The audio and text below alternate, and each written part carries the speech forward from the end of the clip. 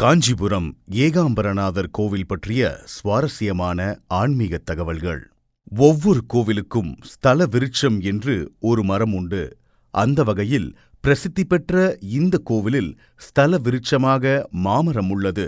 3500 ஆண்டுகள் பழமை வாய்ந்த இந்த மாமரம் கோவில் கருவறைக்கு பின்புற பிரகாரத்தில் உள்ளது. இம்மரத்தின் அடியில் சிவன் அம்பாளுடன் அமர்ந்த கோலத்தில் சோமஸ்கந்த வடிவில் காட்சியளிக்கிறார். அம்பாள் நாணத்துடன் தலை கவிழ்ந்தபடி சிவனை நோக்கி திரும்பியிருக்கிறாள். இதனை சிவனது திருமண கோலம் என்கிறார்கள்.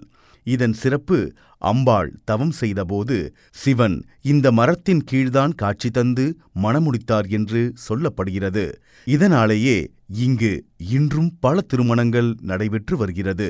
இங்கு திருமணம் நடைபெற்றால் வாழ்க்கையில் செல்வ செழிப்பு மற்றும் மகிழ்ச்சியுடன் வாழலாம் என்பது பல பக்தர்களின் நம்பிக்கையாக கருதப்படுகிறது.